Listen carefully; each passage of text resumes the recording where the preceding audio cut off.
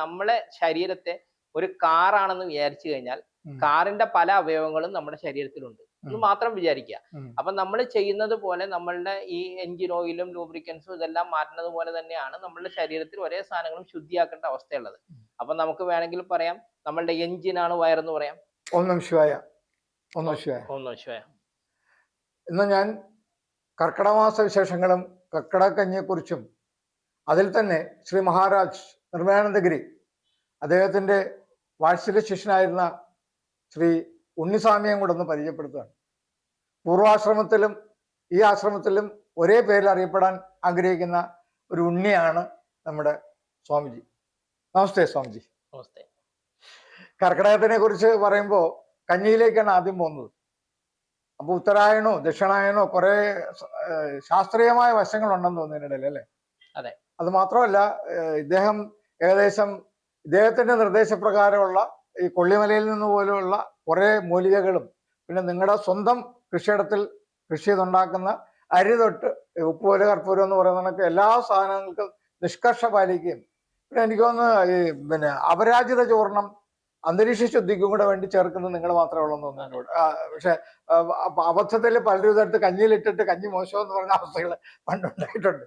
അപ്പൊ അതൊക്കെ ഒന്ന് ക്ലാരിഫൈ ചെയ്ത് എന്താണ് ഈ ഋതുസന്ധ്യ അല്ലെങ്കിൽ എന്താണ് കർക്കിടക മാസം എന്നുള്ളതിനെ കുറിച്ച്, കർക്കിടകത്തിൽ മാത്രമേ ഇത് കഴിക്കാവോ അതോ മറ്റു മാസങ്ങളിൽ ഇത് കഴിക്കാവോ എന്നൊക്കെ ഉള്ളതിന്റെ ഒരു പൂർണ്ണ വിവരം ജനങ്ങൾക്ക് കൊടുത്താൽ നന്നായിരിക്കും. നമസ്തേ.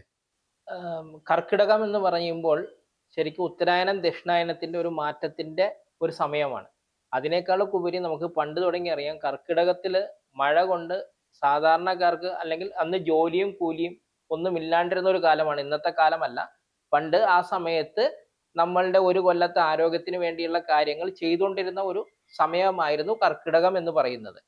പക്ഷെ ഇന്നത്തെ മാറിയ പ്രവണതയിൽ നമ്മൾക്ക് കർക്കിടകത്തിന്റെ മാത്രമായിട്ട് നമുക്ക് കഴിക്കേണ്ടതല്ല കർക്കിടക കഞ്ഞി എന്ന് പറയാവുന്നതാണ് വേറെ ഒരു ഉത്തമമായ മാർഗം. പക്ഷെ എന്നിരുന്നാലും കർക്കിടകത്തിൽ ആരോഗ്യ സംരക്ഷണത്തിന് വളരെയധികം പ്രാധാന്യം കൊടുക്കാൻ പറ്റുന്നത് എന്തുകൊണ്ടാണെന്ന് വെച്ച് കഴിഞ്ഞാൽ ഈ സമയം പ്രകൃതി പോലും ഇതിന് അനുകൂലമായതുകൊണ്ടാണ്. കാര്യം എന്താന്ന് വെച്ച് കഴിഞ്ഞാൽ നമ്മളുടെ കണ്ടീഷൻ, അതായത് തണുപ്പായിട്ടും ചൂടായിട്ടും മാറി മാറി നിൽക്കുന്ന ഒരു സമയമായിരിക്കാം. കാലത്ത് പകല് ചിലപ്പോൾ ഫുള്ളായിട്ട് മഴയായിരിക്കാം. അപ്പൊ അങ്ങനെയുള്ള ഒരു കാലത്ത് നമുക്ക് നമ്മളുടെ ആരോഗ്യ സംരക്ഷണം, അതായത് അടുത്ത ഒരു വർഷത്തേക്കുള്ള ആരോഗ്യ സംരക്ഷണത്തിന് വേണ്ടിയിട്ട് കൂടിയാണ് നമ്മൾ ഈ കർക്കിടക കഞ്ഞി എന്ന് പറയുന്ന സാധനം ചെയ്യുന്നത്. നമുക്ക് കർക്കിടക കഞ്ഞി മാത്രമല്ല ഉണ്ടായിരുന്നത്, പണ്ട് മാംസം കൊണ്ടുള്ള ലേഹ്യങ്ങളും ഈ സമയത്ത് ഇടിയിറച്ചി പോലെയുള്ള സാധനങ്ങളും ഒക്കെ ഒരു കാലത്ത്, അതായത് നമ്മളുടെ കേരള ദേശത്ത് പല സ്ഥലങ്ങളിൽ പല രീതിയിൽ കർക്കിടകത്തിന് വേണ്ടിയിട്ടുള്ള പോഷണങ്ങൾ ശരീരത്തിന് വേണ്ടി ചെയ്തുകൊണ്ടിരുന്നു. ഞാനൊരു സംശയം ചോദിച്ചോട്ടെ. സാധാരണ ആയുർവേദം എന്ന് പറയുമ്പോൾ പച്ചക്കറി എന്നാണ് എല്ലാവരും അറിയപ്പെടുന്നത്. പക്ഷെ അതിന്റെ കോൺട്രവേഴ്സ്യലായിട്ട് പറയുന്ന കണക്ക് ഇടിയിറച്ചി അല്ലെങ്കിൽ അജമാംസ രസായനം അല്ലെങ്കിൽ പോത്തിൻ ദ്രാവകം ഇതൊക്കെ കേരളത്തിന്റെ മാത്രം ഒരു കാലാവസ്ഥയെ ബേസ് ചെയ്തിട്ടുള്ളതാണോ? അല്ല. അതായത് മാംസ സംബന്ധമായ പല മരുന്നുകളും നമ്മൾ ആയുർവേദത്തിൽ വരുന്നുണ്ട്. ഇതെല്ലാം ഈ രസായനങ്ങളിൽ പെടുന്നതാണ്. പലതും രസായനങ്ങളിൽ പെടുന്നതാണ്. ഇപ്പൊ നമ്മൾ അങ്ങ് പറഞ്ഞ പോത്തിൻ ദ്രാവകം എന്ന് പറഞ്ഞു കഴിഞ്ഞാൽ ശരിക്കും പറഞ്ഞാൽ ആർത്രൈറ്റിസിനൊക്കെ വാദസംബന്ധമായ അസുഖങ്ങൾക്ക് മരുന്നായിട്ട് ഉപയോഗിക്കുന്നതാണ്. അപ്പൊ നമുക്ക് ഒരിക്കലും പറയാൻ പറ്റില്ല ആയുർവേദ മരുന്നിനകത്ത് ഇന്നത്തെ ഭാഷയിൽ പറയുന്ന നോൺ വെജിറ്റേറിയൻ ഇല്ലെന്ന് പറയാൻ പറ്റില്ല. അങ്ങനെയുള്ള മരുന്നുകളും ഉണ്ട്. കൊലാജൻ പോലുള്ള ആധുനിക ശാസ്ത്രം കണ്ടെത്തിയേക്കുന്ന മുട്ടുതേയ്മാനത്തിനും നടുവേദനയ്ക്കും ഈ ശരീരങ്ങളുടെ അകലത്തിനൊക്കെ ഉള്ള ആ സാധനം പോലെ ഈ ആട്ടിൻ ബ്രാത്തിലൊക്കെ ഉണ്ടെന്ന് തോന്നുന്നു അല്ലേ? ആട്ടിൻ ബ്രാത്തിലൊക്കെ ഉണ്ട്. ബ്രാത്തില് കൂടുതലും നമ്മൾ വരുമ്പോൾ പ്രസവരക്ഷയോടനുബന്ധിച്ചിട്ടുള്ള കാര്യങ്ങൾക്കാണ് ബ്രാത്ത് കൂടുതൽ ഉപയോഗിക്കുന്നത്. പക്ഷെ അതേമാതിരി തന്നെ ശരീരം ശോഷിച്ചവർക്കും അത് ഉപയോഗിക്കാനുള്ള ഇതുണ്ട്. ഈ ഇതിന് കർക്കിടക കഞ്ഞിയുടെ പ്രത്യേകത ഒന്നുകൂടെ പറയാവോ? കർക്കിടക കഞ്ഞി, അതായത് ഇപ്പൊ നമ്മൾ ചെയ്തിരിക്കുന്ന കർക്കിടക കഞ്ഞി എന്ന് പറഞ്ഞു കഴിഞ്ഞാൽ നമ്മളുടെ ഗുരുക്കന്മാരായ ശിവാനന്ദ സ്വാമികളുണ്ട്, നിർമ്മലാനന്ദഗിരി സ്വാമികളുണ്ട്, പിന്നെ ത്യാഗാനന്ദ സ്വാമികളുണ്ട്. ഇവരെല്ലാവരുടെയും ഒരു സമ്പൂർണമായിട്ട്, അതായത് ശരിക്കും പറഞ്ഞു കഴിഞ്ഞാൽ ഇതിനൊരു 91 തുടങ്ങിയിരിക്കുന്ന ഒരു സംഭവമാണിത്. അന്ന് തുടങ്ങി നമ്മൾ ഈ സാധനം ചെയ്യുന്നുണ്ട്. അതിന്റെ ഇതില് മോഡിഫിക്കേഷൻ വരുത്തി ഏതാണ്ട് 62 പരം മരുന്നുകൾ ചേർന്ന ഒരു ചേരുവയാണ് ഈ കർക്കിടക കഞ്ഞിക്കുള്ളത്. ഇതിനുള്ളതെന്ന് വെച്ച് കഴിഞ്ഞാൽ ഇതില് നമുക്ക് വളരെ സത്യസന്ധമായിട്ട് പറയാവുന്ന ഒരൊറ്റ കാര്യം എന്ന് വെച്ച് കഴിഞ്ഞാൽ ഇത് നമ്മൾ നേരത്തെ ഉണ്ടാക്കി വെക്കുന്നതല്ല. അതായത് കർക്കിടകം തുടങ്ങുന്നതിന് 1 മാസം മുമ്പ് മാത്രം. കാര്യം ഇതിന്റെ സാധനങ്ങളെല്ലാം 2 മാസം മുമ്പേ ഇതിന്റെ പ്രൊക്യൂർമെന്റും ബാക്കിയുള്ള എല്ലാ കാര്യങ്ങളും ചെയ്യുള്ളൂ. അരി ഒഴിച്ച്. അരി കാര്യം നമ്മൾ സ്വന്തമായിട്ട് നമ്മുടെ കൃഷിയിടത്തിൽ ചെയ്യുന്നതും പിന്നെ അത്യാവശ്യത്തിന് വേണ്ട നമുക്ക് കുറച്ച് എന്താ പറയാ അങ്ങാടി മരുന്നുകളുണ്ട്. ഈ മൂലികകൾ എന്ന് പറയുന്നത് അതാണോ? അതാണോ നിങ്ങൾ കൊള്ളിയമലയെന്നൊക്കെ കുറച്ച് മൂലികകൾ കൊണ്ടുവരുമെന്നൊക്കെ പറഞ്ഞു? അത് അതിനകത്ത് ചേർക്കുന്ന പച്ചമരുന്നുകളുടെ എണ്ണത്തിൽപ്പെട്ട സാധനങ്ങൾ. അതല്ലാണ്ടുള്ള ചില സാധനങ്ങൾ നമ്മൾ അങ്ങാടി മരുന്നുകളായിട്ടുള്ളതുണ്ട്. അങ്ങാടി മരുന്നുകളായിട്ടുള്ളത് നമ്മൾ അങ്ങാടി കടയിൽ നിന്നും വാങ്ങുന്നുണ്ട്. അല്ലെങ്കിൽ ചിലത് നമ്മൾ ഓൾറെഡി അതായത് ഇതിനകത്ത് ചേരുന്ന ഏലക്കായ, മല്ലി ഇങ്ങനെയുള്ള സാധനങ്ങൾ നമ്മൾ ഓർഗാനിക് ആയിട്ട് കൃഷി ചെയ്യുന്ന കർഷകരിൽ നിന്ന് നേരിട്ട് എടുക്കുന്നതാണ്. അവരോട് തന്നെ സംസാരിച്ച് അവരുടെ നിന്ന് നേരിട്ട് എടുക്കുന്നതാണ് ഈ സാധനങ്ങളെല്ലാം. അപ്പൊ നമ്മൾ മുൻകൂട്ടി ഇതിന് എത്ര വരും എന്ന് കണക്കാക്കി നമ്മൾ ചെയ്യുന്നതാണ്. അതുപോലെ തന്നെ കോടിക്കണക്കിന് രൂപ പരസ്യം വാങ്ങുന്ന പല പ്രശസ്തരും, അതായത് ശ്രീ മോഹൻലാൽ ഉൾപ്പെടെ നിങ്ങളുടെ ഈ ഔഷധക്കഞ്ഞി കഴിക്കുകയും പ്രൊമോട്ട് ചെയ്യുകയും ചെയ്യുന്നുണ്ടെന്ന് തോന്നുന്നു അല്ലേ? 10 പൈസ വാങ്ങാതല്ലേ അദ്ദേഹം ഈ പരസ്യം നിങ്ങൾക്ക് ചെയ്തത്?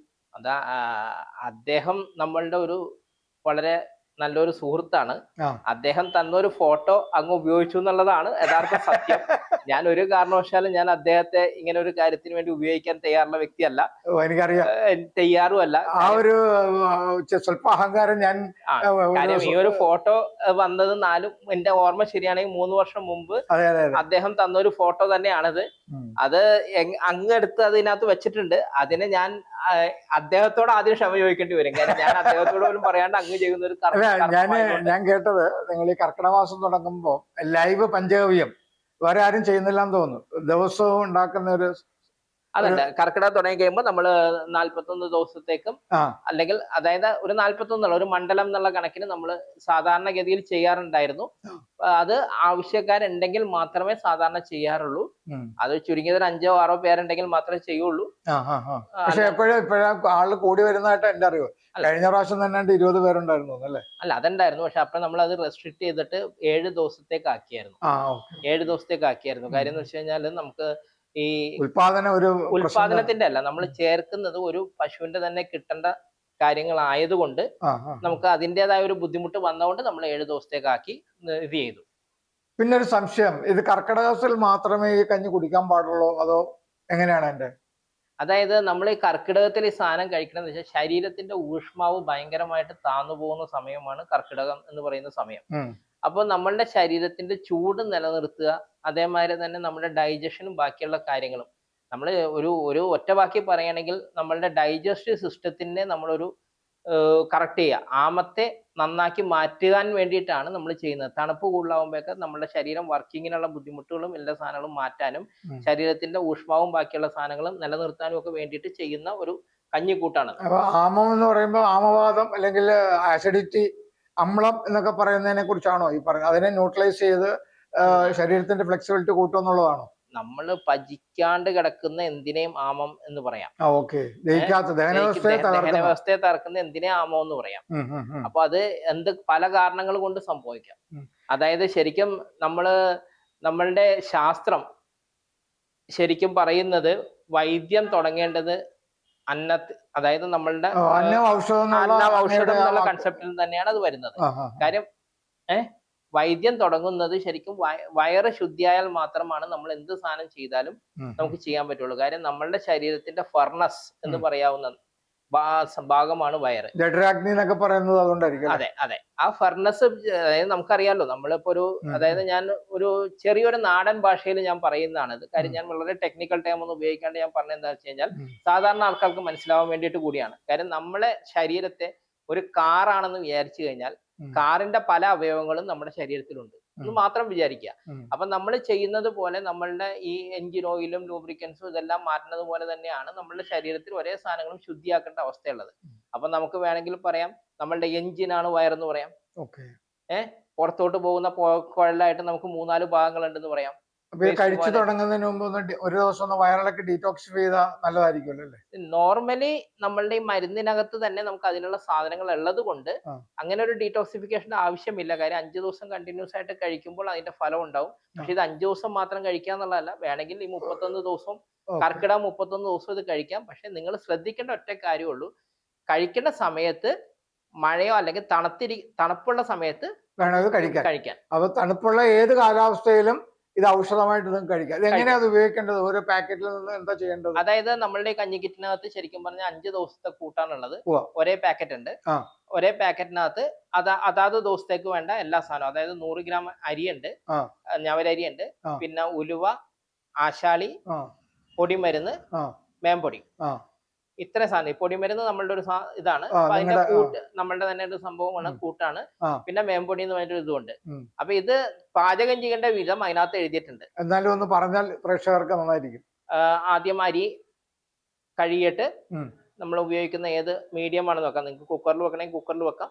അപ്പൊ അത് കണക്കാക്കിയുള്ള വെള്ളം ഒഴിച്ചിട്ട് ആശാളിയും ഉലുവയും പൊടിമരുന്നും ചേർത്ത് വെള്ളം ഒന്ന് ആദ്യം ചൂടാക്കിയിട്ട് ഇത് ഇടുന്നതാണോ നല്ലത്? അതോ അല്ല, കുക്കറിലാണ് വെക്കണെന്നുണ്ടെങ്കിൽ അത് ബാധകമല്ല, ഒരുമിച്ച് ചെയ്യാം. കുക്കറിലാണ് വെക്കണെന്നുണ്ടെങ്കിൽ അപ്പോ ഈ സാധനം ചെയ്തിട്ട് വെന്ത് കഴിഞ്ഞതിന് ശേഷം, വിസിലടിച്ച് വെന്തതിന് ശേഷം നിങ്ങൾക്ക് അതിനകത്തോട്ട് ആവശ്യത്തിന് തേങ്ങ ചിരവിയത് അരച്ചിടാം, അല്ലെങ്കിൽ തേങ്ങാപ്പാല് ചേർക്കാം. അത് നിങ്ങളുടെ യുക്തി. അത് കൂടാണ്ട് നെയ്യില്, ഇതെല്ലാം നിങ്ങൾക്ക് വേണമെങ്കിൽ ചേർക്കാവുന്ന സാധനങ്ങളാണ്. അല്ല, മേമ്പൊടി ഇടണം. അപ്പൊ അതിനു മുമ്പ് നെയ്യിൽ വറുത്ത ഉള്ളിയും സാധനങ്ങളും റെഡിയാക്കി വെച്ചിട്ട് അതും ചേർക്കാം. ഇത് ചേർത്തിട്ട് നമ്മൾ ഒന്ന് ചൂടാക്കുമല്ലോ. ചൂടാക്കുന്ന സമയത്ത് നമ്മളുടെ മേമ്പൊടി ഇട്ടിട്ട് മൂടി വെക്കുക. മൂടി വെച്ചതിന് ശേഷം നിങ്ങൾക്ക് കഞ്ഞി സെർവ് ചെയ്യാൻ റെഡി ആയിട്ടുണ്ട്. ഒരു പാക്കറ്റ് അല്ലെങ്കിൽ 100 ഗ്രാമിന്റെ എടുത്താൽ എത്ര പേർക്ക് കഴിക്കാൻ പറ്റും? നോർമലി 3 പേർക്ക് കഴിക്കാം. ഭക്ഷണം കഴിക്കുന്നത് പോലെയാണ്. അപ്പൊ ഒരു ഫാമിലി കിറ്റ് ആണ്, ഫാമിലി കിറ്റ് ആയിട്ടാണ് നമ്മൾ ഉദ്ദേശിച്ചിരിക്കുന്നത്. ഒരു നേരത്തെ ആഹാരമായിട്ട് ഇതിന് രാത്രിത്തെ ആഹാരമായിട്ട് തന്നെയാണ്. അതായത് നമ്മളൊരു 7 മണിക്കുള്ളിൽ കഴിക്കുക എന്നുള്ള ഒരു കൺസെപ്റ്റിലാണ് നമ്മൾ ഈ സാധനം ചെയ്തിരിക്കുന്നത്. അപ്പൊ അത് വളരെ നല്ലതാണ്. പിന്നെ അത് കൂടാണ്ട് ഇതിനകത്ത് നമ്മൾ അപരാജിത ചൂർണം എന്ന് പറഞ്ഞൊരു ചൂർണം വെച്ചിട്ടുണ്ട്. അത് എന്തിനാന്ന് വെച്ച് കഴിഞ്ഞാൽ ഈ സമയത്ത് നമ്മളുടെ അന്തരീക്ഷത്തിൽ, അതായത് വൈറസ് ബാക്ടീരിയകളൊക്കെ നിറഞ്ഞിരിക്കുന്ന കാലാവസ്ഥ ആയതുകൊണ്ടും അസുഖങ്ങൾ വരാൻ ചാൻസ് ഉള്ളത് കൊണ്ടും ഈ ഒരു സാധനം നമുക്ക് പുകച്ചാൽ, വൈകുന്നേരം സന്ധ്യാസമയത്ത് ഒന്ന് പുകച്ചു കഴിഞ്ഞാൽ വീട് ഒരു രോഗാണുമുക്തമാവുകയും ആവാനുള്ള കൊറോണ സമയത്ത് എനിക്ക് തോന്നുന്നു സർക്കാർ പോലും ഈ അപരാജിത ചൂർണത്തിന്റെ ധൂമം വീടുകളിൽ വെക്കുന്നത് നല്ലതാണെന്നും പറഞ്ഞുകൊണ്ട് പ്രചരിപ്പിച്ചിട്ടുണ്ടായിരുന്നു. അവർ ഫ്രീ ആയിട്ട്. അതെ. അപ്പൊ അതും കൂടെ നിങ്ങൾ ഇതിനകത്ത് മുൻകരുതലായിട്ട് വെച്ചു? അത് നമ്മൾ നേരത്തെ തുടങ്ങി ഇത് ചെയ്യുന്നുണ്ട്. നമ്മൾ അന്നത്തെ ഇതും കണ്ടിട്ടല്ല, പണ്ട് തുടങ്ങി ഇത് ചെയ്തുകൊണ്ടിരുന്നതാണ്. അപ്പം ഇത്രയും അറിവുകൾ സാധാരണ ജനങ്ങളിലേക്ക് പകർന്നതിൽ വളരെ നന്ദി. നമസ്കാരം. നമസ്കാരം. വീണ്ടും ഒരു അറിവോടുകൂടി നമുക്ക് ഇനിയും കാണാം. നന്ദി. നമസ്കാരം.